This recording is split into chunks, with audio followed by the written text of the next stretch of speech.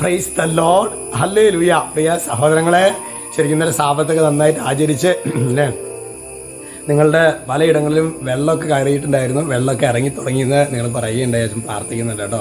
പിന്നെ അതുപോലെ തന്നെ ഈ ദിവസങ്ങളിൽ അച്ഛനോട് കുറേ കുടുംബങ്ങൾ വിളിച്ച് പറഞ്ഞു, വെച്ചാൽ ഞങ്ങൾ 15 നോമ്പൊന്നും അങ്ങനെ ഞങ്ങൾ എടുക്കാറില്ല അച്ഛാ, പക്ഷേ ഞങ്ങൾ ഇപ്പം നന്നായിട്ട് തവണ എടുക്കുന്നുണ്ട്.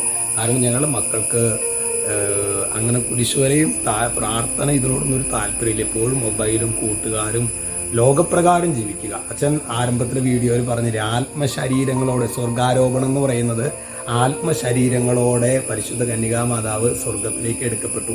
ഈ ലോക ജീവിതത്തിലെ ഈ ശരീരമൊക്കെ അന്ത്യവിധിയിൽ ഉയർപ്പിക്കപ്പെടേണ്ടതാണെന്നുള്ള അങ്ങനെ ഒരു ബോധ്യമൊന്നും ഞങ്ങൾ പിള്ളേർക്കും ഇല്ല. പിന്നെ അവർ സത്യസന്ധമായിട്ട് പറഞ്ഞു ഞങ്ങൾക്കും ഇല്ല. അപ്പോൾ അതുകൊണ്ട് ഇതിനൊക്കെ വേണ്ടിയിട്ട് ഞങ്ങൾ ശരിക്കും നോമ്പെടുത്ത് പ്രാർത്ഥിക്കുന്നുണ്ട്. അച്ഛൻ ഞങ്ങൾക്ക് വേണ്ടിയും പ്രാർത്ഥിക്കണം എന്ന് കുറേ പേരൊരു എനിക്ക് ഒരു 10-20 പേരെങ്കിലും ഫോൺ ഞാൻ അറ്റൻഡ് ചെയ്തിട്ടുണ്ട്. അപ്പോൾ പിന്നെയും കുറേ പേരൊക്കെ വിളിച്ച് പറഞ്ഞിട്ടുണ്ടായിരിക്കും.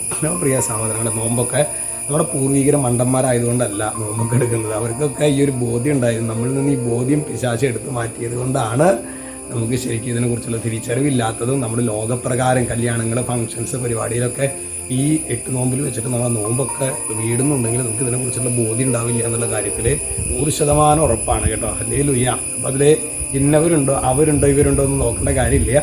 നമുക്ക് ഏതെങ്കിലും കാരണവശാലൊക്കെ നോമ്പൊക്കെ വിട്ടുപോയിട്ടുണ്ടെങ്കിൽ നമ്മൾ ഇന്ന് മുതൽ വീണ്ടും ആരംഭിക്കാനായിട്ട് ശ്രദ്ധിക്കണം കേട്ടോ.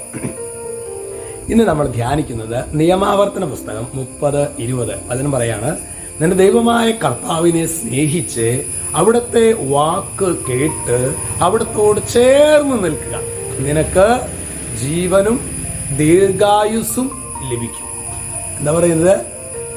നിന്റെ ദൈവമായ കർത്താവിനെ സ്നേഹിച്ച് അവിടുത്തെ വാക്ക് കേട്ട് അവിടത്തോട് ചേർന്ന് നിൽക്കുക. അപ്പൊ എന്തുണ്ടാകും? നിനക്ക് ജീവനും ദീർഘായുസ്സും ലഭിക്കും. അതായത് 100 വയസ്സ് വരെ ജീവിക്കാൻ പറ്റും എന്നുള്ള മാത്രമല്ല സഹോദരങ്ങളെ, ജീവനില്ലാത്ത എൻ ജീവിതത്തിന്മേൽ വീശിടുക. ഇപ്പൊ ജീവിക്കുന്നുണ്ടെങ്കിലും പലരുടെയും ആത്മീയ ജീവനൊക്കെ, അതായത് എന്തിനെ ആർക്കോ വേണ്ടി ജീവിക്കുന്നു എന്നതുപോലെ എങ്ങനെയായിരുന്നു മരിച്ചാൽ മതി എന്നൊക്കെ പറയുന്ന കുറേ പേരെ കണ്ടിട്ടുണ്ട്.